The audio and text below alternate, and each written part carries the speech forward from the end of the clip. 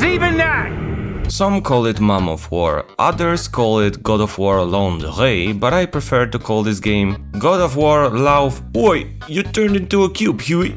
Against my will, I've been carefully following posts about this wonderful production, and one thing is certain. The game's creator laid all the cards on the table for us, and he's holding two magic cards, but we are playing poker. But before we get to the explanation, let's first discuss the reason for this mild reaction on a steak prepared by Santa Monica Studios. And I'm fortunate because today I'm sick, so my voice is more Kratos-like. For a long time we've been hearing leaks that in the nearest God of War we won't see Kratos. Which is even more interesting because it's suspected that in the next installment of the series after that, meaning in the new God of War 4 so to speak, Kratos will simply kick the bucket like a typical man 2 seconds after reaching retirement age, and Atreus will inherit his legacy. Yes, that Atreus. I don't know how about you, but I'd rather watch grass grow at night than spend another full-fledged God of War production with only Kratos' son. But the developers painted themselves into that corner, so let them figure out what to do next. For now, they've come up with the idea that in the next game we'll get to play Kratos' wife, Faye, who travels to the afterlife of the gods, where she meets, among others, Mongolian and Egyptian gods who turn out to be self-centered assholes. Remember that, dear kids, it will come in handy later. Even before the gameplay reveal at the latest State of Play, many people were defending a God of War game without Kratos by saying it would be a spin-off. So if someone tells you not to get worked up because it's normal for spin-offs to tell different stories, show them this screenshot. Various PlayStation accounts describe it as a mainline chapter, meaning the argument that it's a spin-off can be thrown into the trash. But don't worry, dear fans and anti-fans, if you're afraid you'll run out of arguments, the internet has plenty more, which is why it's worth watching this video and subscribing to the channel. The gameplay trailer dropped a few days ago on YouTube and has already gathered over 6 million views, of which 1/3 of those rating it decided to leave a dislike. Do you know what those dissatisfied viewers were called? Sexist, misogynist, hating woman, all of the kind. Just a bunch of lies. Our story begins after Faye's death, when she ends up in an unfamiliar place.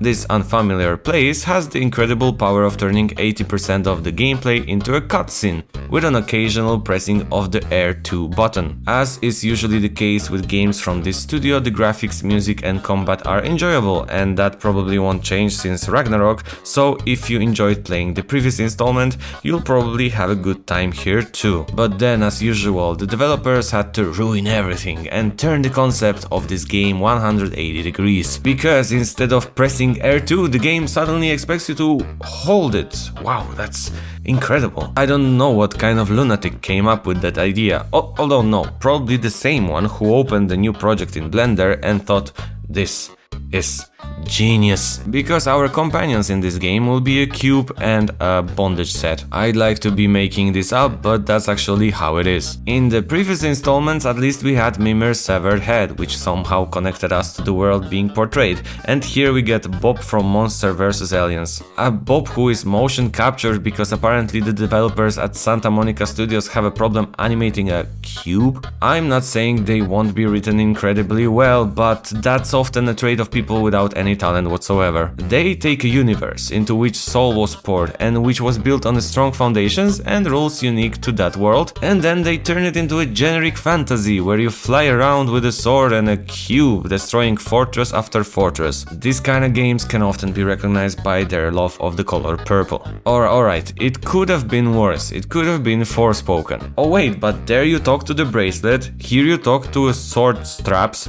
there you had a heroine named Frey, here you have a Faye. I think they would get along. And this brings us to the first problem, because those aren't the only red flags this game has. But some players don't notice them, and that's actually fine, it's their right. After all, now it's one big unknown, and it might also turn out to be a huge success that will make us actually look forward to another game with Faye instead of Kratos. On the internet, however, nothing is ever that simple. Let's start with the facts. It is a fact that in a game titled God of War, the main character will not be the God of War. You could say that Kratos is not God, but he is calling himself that. I was born a god, and so were you.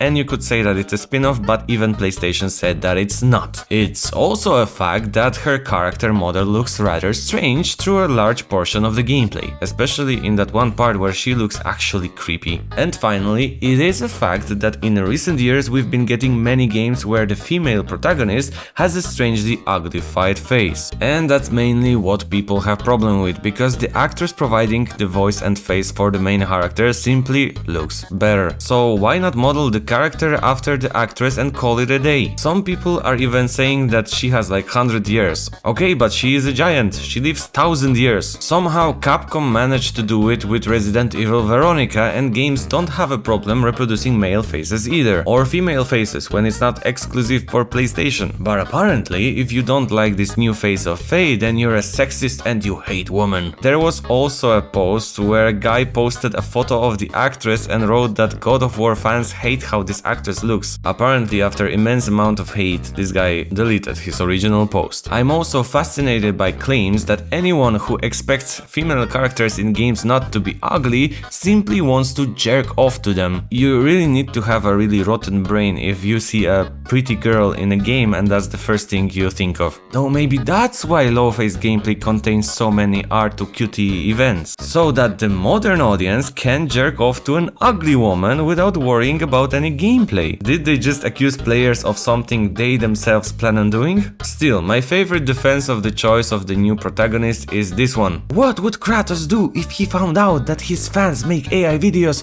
humiliating his dead wife? I don't know about Kratos, but if someone modeled my wife in 3D in an unfortunate shitty way, I'd be unhappy at the very least and ask for it to be fixed. The greatest sin is assuming that Kratos would be as much of a half-wit as these people creating such videos. Assuming of course that's not a rage bait, because in this world everything is a rage bait. Which is hard to believe when the game's creator David Jaffe speaks about it. He said, "This just feels like Cory or somebody wanted to write a fantasy story. You've lost the gore and the violence that made the first game, you've lost the character, you already lost him after 2018 because he changed so much he wasn't the same character anymore. And you've lost me with the cube and the little Disney character at the beginning. This just seems like a fantasy." In a normal world that would be taken as a feedback, but not in the world of the modern audience. As soon as this material hit social media, voices appeared insulting him and claiming he knows nothing and should shut up. The exact same thing happened with J.K. Rowling during the release of the game from the Harry Potter universe,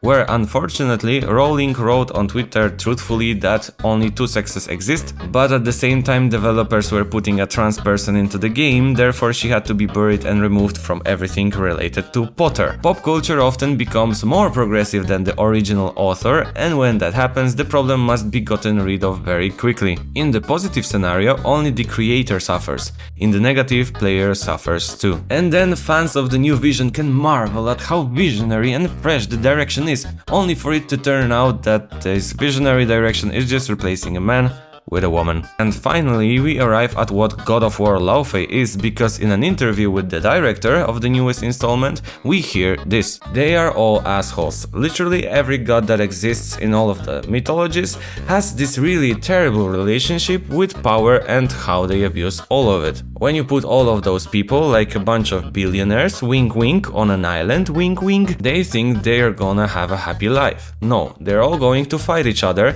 they're all going to be in this strange sense of conflict because they're locked in a prison." I hope you understand this subtle veiled message. These gods in this realm are billionaires on an island, perhaps even a certain specific island with the name Everwen, which very slightly, almost imperceptibly resembles the world Epstein. And would you guess we are a woman initially thrown into a cage, but then spreading fear and destruction, murdering 1 billion, god after another in the name of justice and fighting patriarchy. And that's exactly the same pattern that we know from other works of pop culture. The medical series The Pit gained recognition from fans and critics in its first season for its dedication to realism and medical accuracy. Then in the second season it will talk about ice, even though that has nothing whatsoever to do with its strengths. Daredevil spent years telling interesting stories about surviving in a superhero universe. In the latest season the main villain is literally Trump, and his special task force course is ice. How creative. Oh, and you remember this series? It was called The Boys. It was a very interesting series talking about superheroes,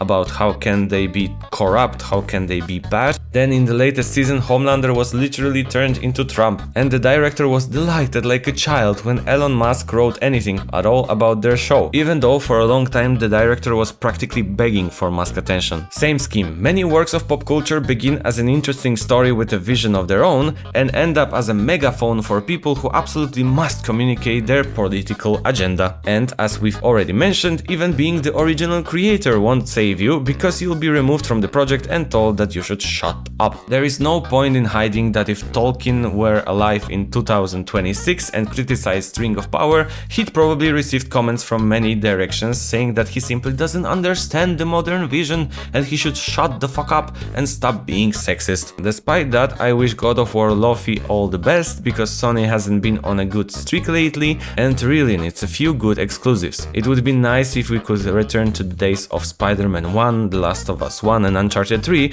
but that will also require a huge number of talented people who are as rare in the industry as hen's teeth. And what do you think about the upcoming God of War? Does it deserve your attention? Please let me know in the comments. And as always, the comments are yours and the likes are mine, so leave one thumbs up under my video and I'll see you in the next one. For now, bye bye.